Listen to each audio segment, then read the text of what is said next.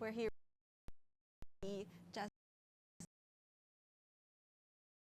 Hello. Hi.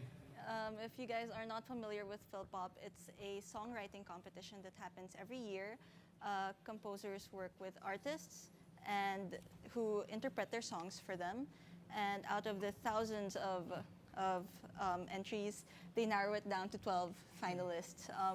Just recently, the 2016 finalists released their CD, with their songs for the competition.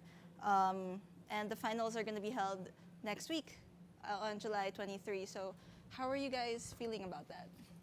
Very excited. Very excited. A lot of pressure because all of the entries are really, really good. And but we're all here just for the love of music and for the love of songwriting, and it's just a thrill to be part of the show and part of this entire thing. Just promoting OPM. Yeah. How about you guys? Yeah, sobrang exciting kasi parang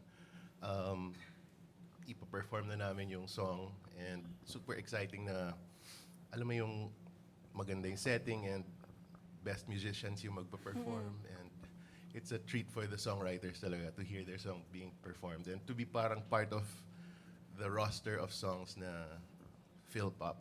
So, yan. And what pushed you guys to join the competition this year? I think what pushed us, well, for us personally, Is this your first Philpop competition? yeah, it's my first and together with my brother. Yeah. For us, what pushed us was we really wanted to try something new and add something new, add a new flavor to the competition by coming up with a mixture of different styles, and that resulted in our entry, Tinatangi. Yeah. Okay. And you guys are gonna perform the songs for us that were composed for Philpop today. And Jazz, you're up first. Oh, okay. Yeah. So before you start playing, I just wanted to ask you some stuff about the song. So you usually write for the Itchy Worms. Yeah. Yeah. How is this song different from the ones that you write for the band? This one, parang I teamed up with one of my best friends from grade school and high school Yeah. pa. And siya yung first songwriting partner ko nung high school pa. And parang napag-usapan lang namin, it would be nice to write songs again. We didn't really intend to write for competitions. Parang we just wanted to write songs for other artists. Parang not for ourselves. Yeah. Tapos, parang this is one of the songs that we came up with. And sinabit namin sa Philpop thinking na, sana i-perform ng ibang tao to. And then, ako din pala. So, yun.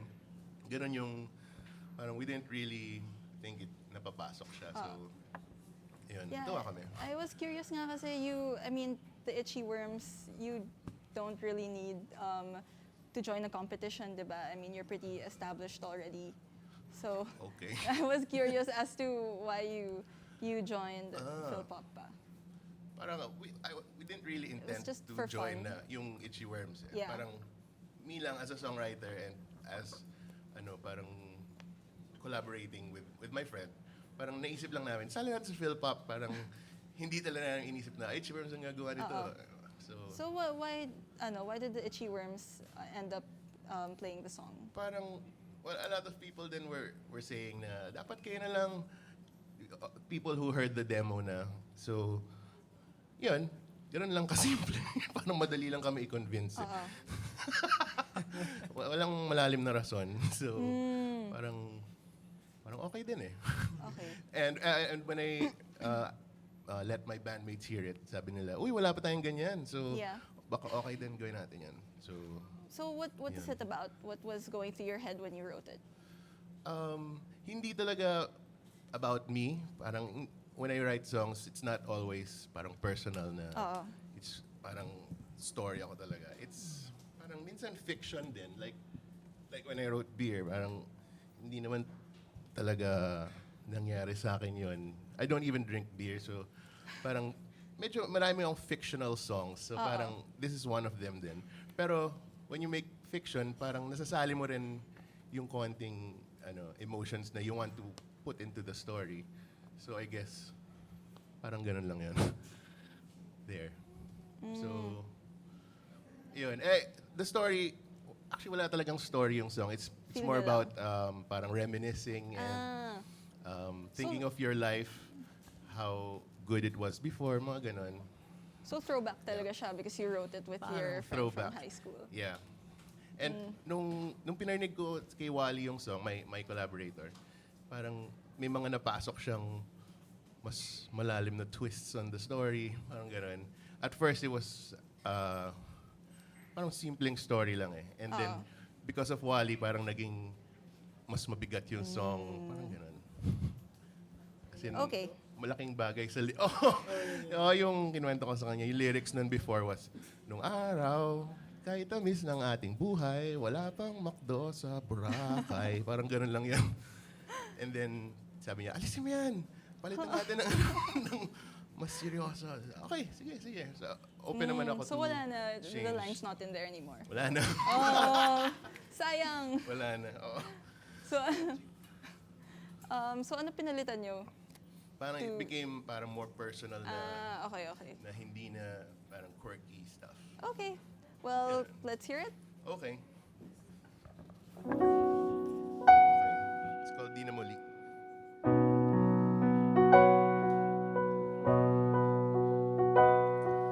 Nung araw, kahit tamis ng ating buhay, puno ng saya at ng kulay, di mauulit muli.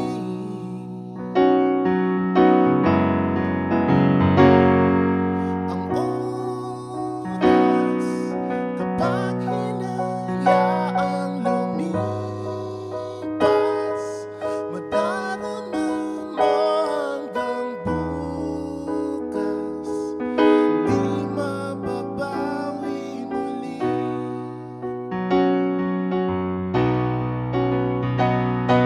Ang dami-daming bagay na hindi naman kailangan.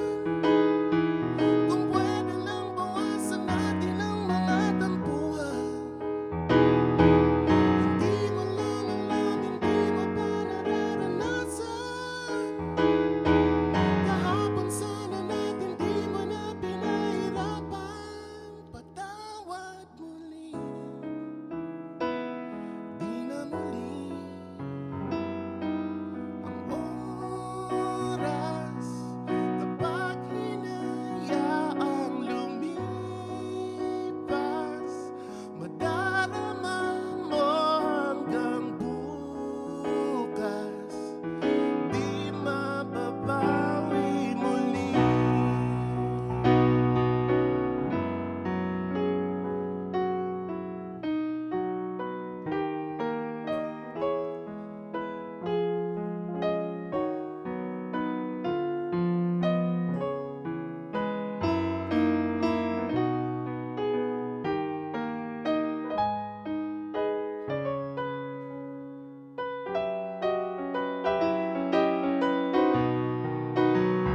At natapos ang himas ng sandali, di kukubli aking tinig nang lumipas, na di man lang nasabi, salamat hanggang sa muli. Ang dami-daming bagay na hindi naman kailangan.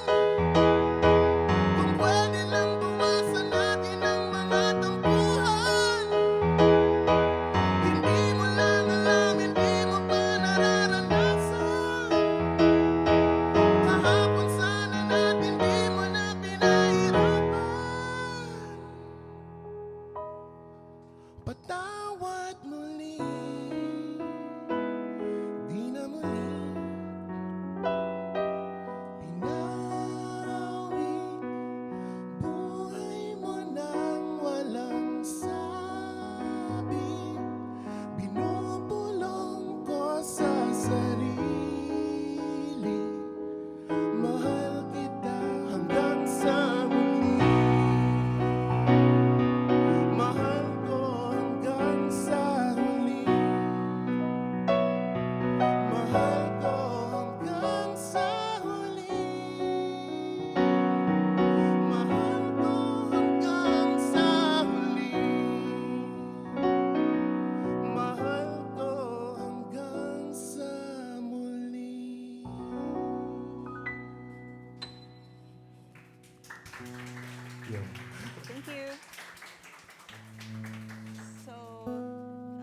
guys are just joining us now, that was Jazz Nicolas singing us his song for the Philpop competition 2016.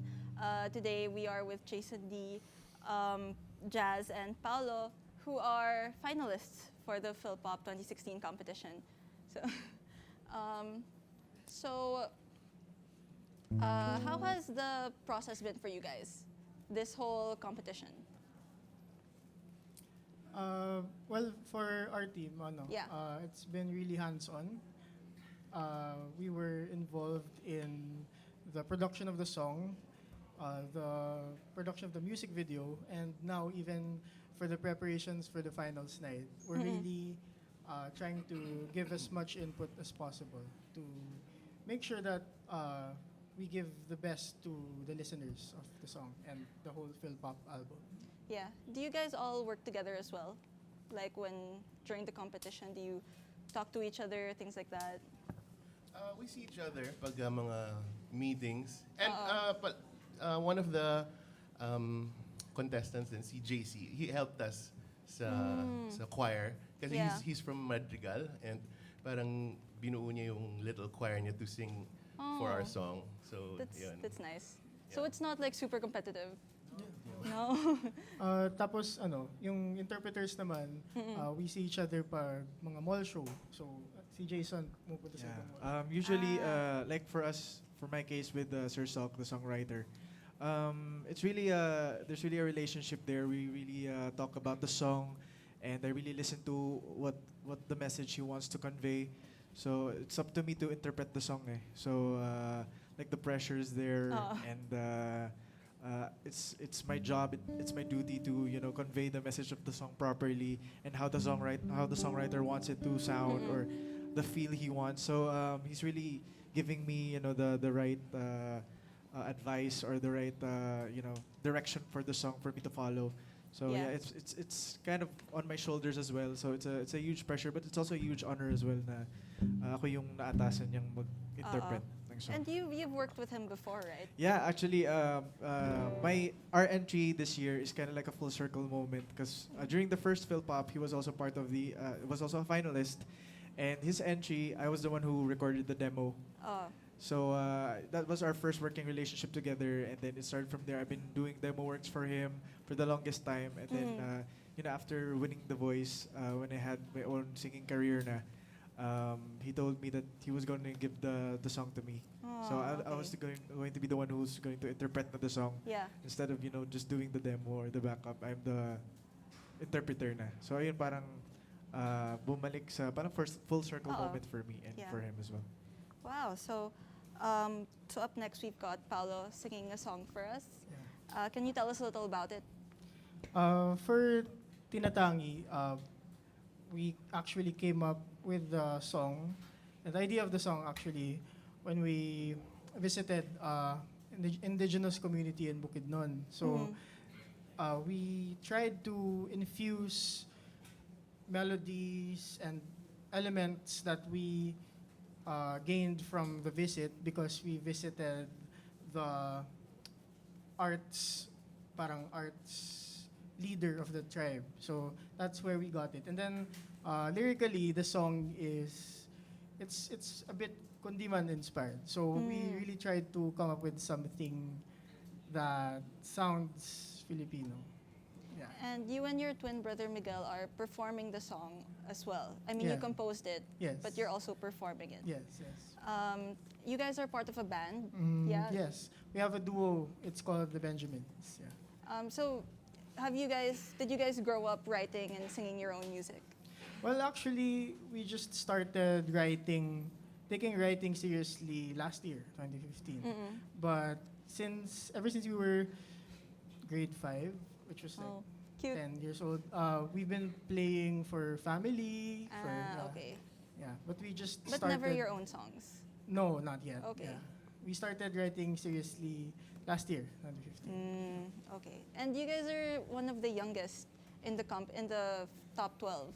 Yeah, Yeah. I think so. Yeah. Do you think that's like an advantage or a disadvantage? Well, for me, I think hindi. Kasi Philpop's open to people of all ages because I think everyone has something new to put on the table. So I think it's equal for all the finalists. Okay. So go ahead, Yeah. play your song for us.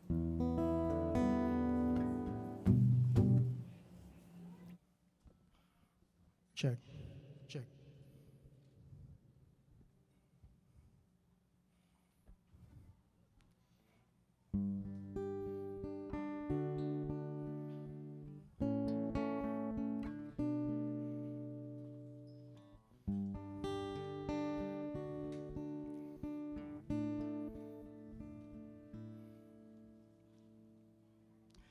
Sa paghiga, bawat tingin, silip sa nais sabihin.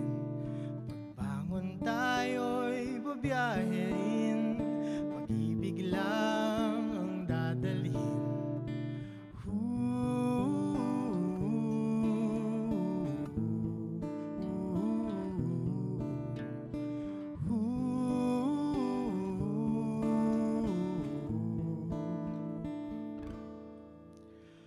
Pagmulat ng ating araw, ikaw ang tinatangi.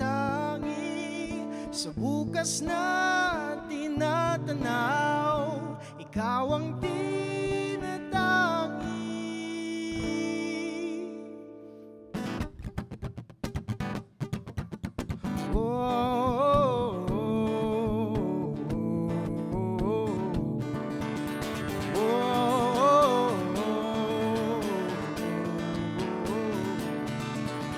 Sa ating paglalakbay, o hawak ang iyong kamay. At kung sakaling mawalay, ang puso ang ating gabay. Puso ang ating gabay. Pagyakap ng dapit hapon, ikaw ang tinatangi. Subukin man ng panahon, ikaw ang tinatangi.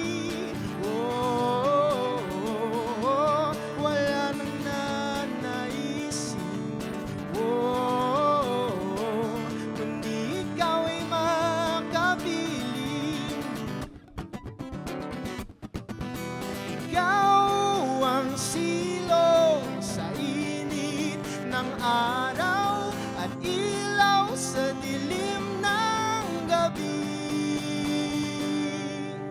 Sa pagputi ng iyong buhok, bawat kulot, bawat hibla, ang buhay nating sinubok kay saksi ng pagsinta.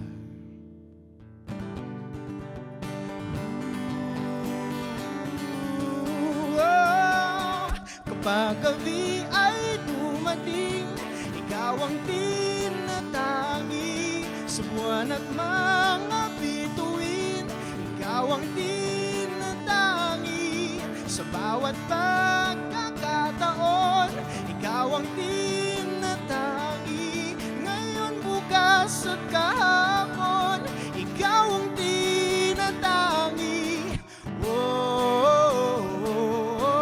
Wala nang nanaisin,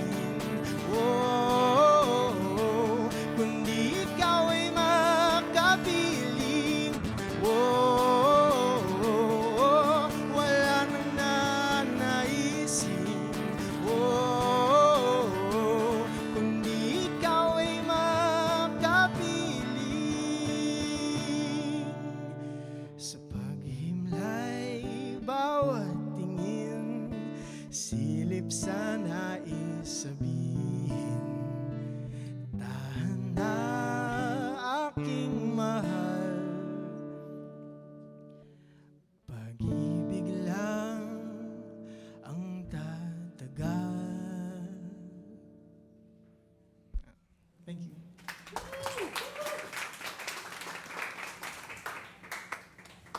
Thank you. And so for those of you who are just joining us now, we are live on Rappler Entertainment. We are with Jason D, Jazz, and Paolo who are finalists at the Philpop 2016 competition. So thank you so much for that performance.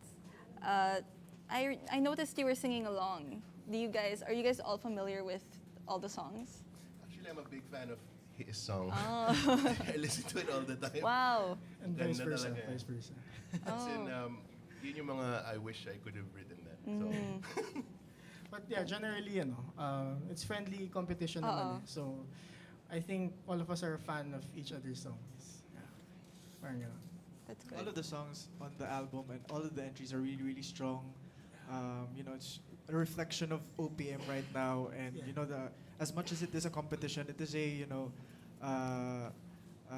building up, OPM, promoting OPM, and ayun lang, camaraderie, friendship, Yeah. and ayun, we listen to each other's music all the time, and ayun, positivity lang yung pinopromote talaga. Do you have a favorite from this album? That's not the song that you're performing. Yun, Tinatangi as well. So Is it? one of our Oh. favorites, yeah. What about, do you have a favorite or is it the Well, one? I have siguro top 3. Okay. Di na muli, Mhm. and the one by Yasi, Dumadagundong. Were there songs from the previous competitions that inspired you to join?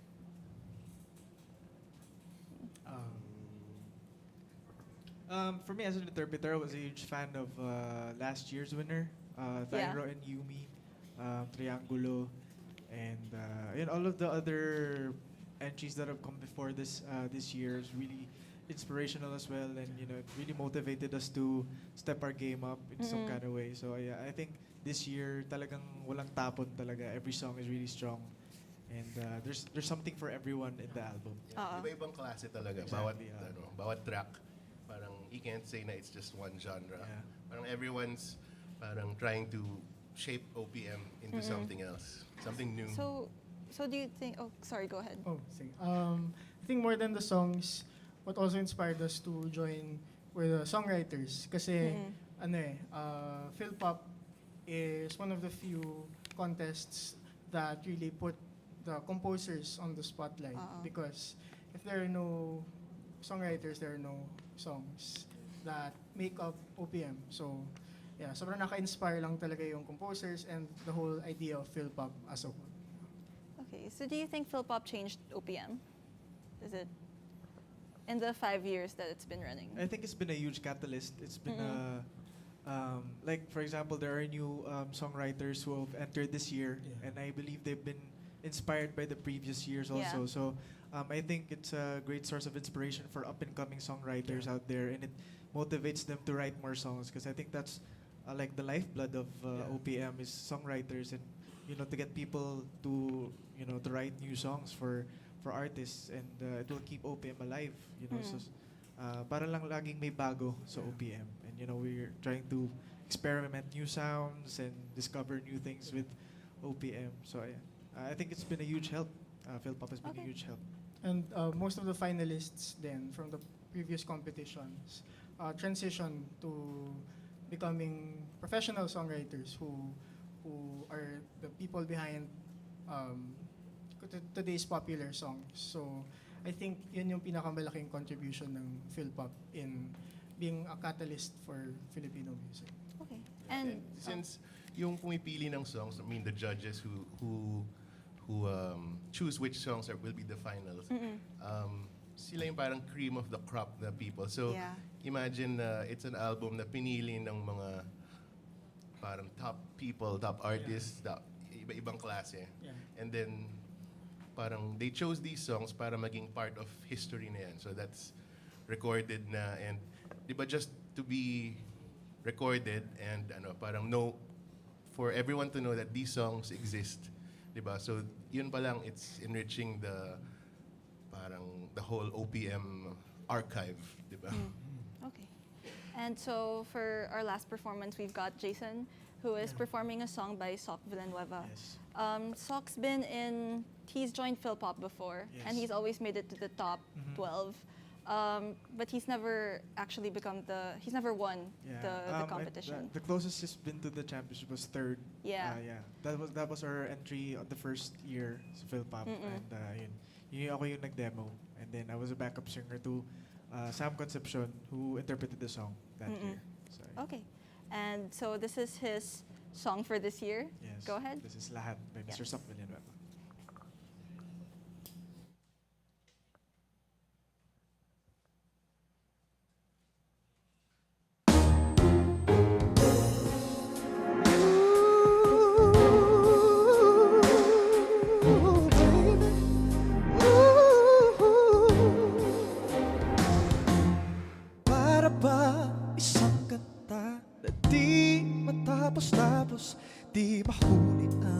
melodiya, bawat letra ay kapos.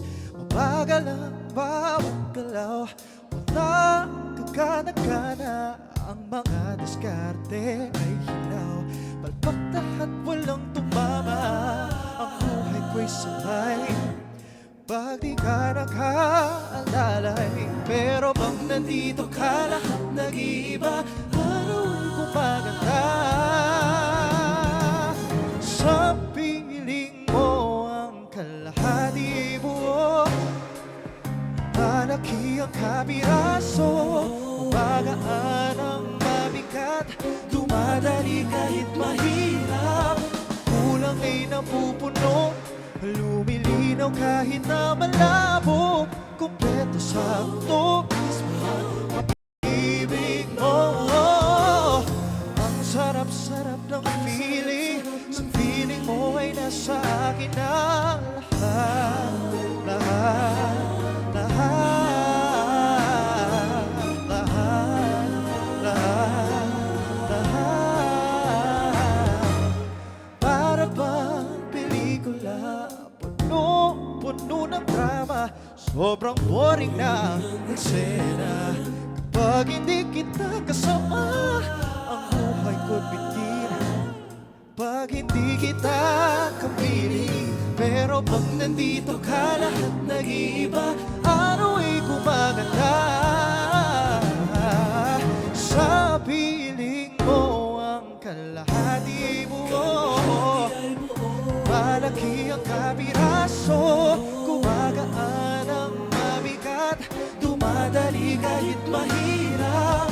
Kulang ay napupuno, na lumilinaw kahit na malabo. Kompleto sa mismo ang pag-ibig mo. Sarap-sarap ng feeling, sa feeling mo ay nasa akin ang lahat. Lahat, lahat, lahat, lahat, lahat. Pero pag nandito ka, pati pa'y nawawala. Lemang kaya-kaya na sa piling mo. Kalahati ay malaki ang kabiraso.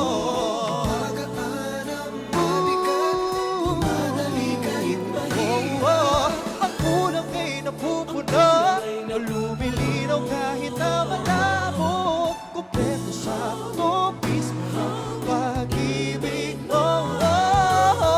Ang sarap-sarap ng feeling, sa piling mo ay nasa akin. Ang sarap-sarap ng feeling, sa piling mo ay nasa akin na lahat. Lahat, lahat,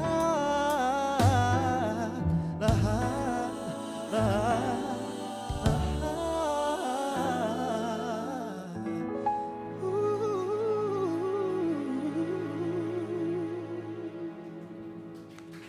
Thank you.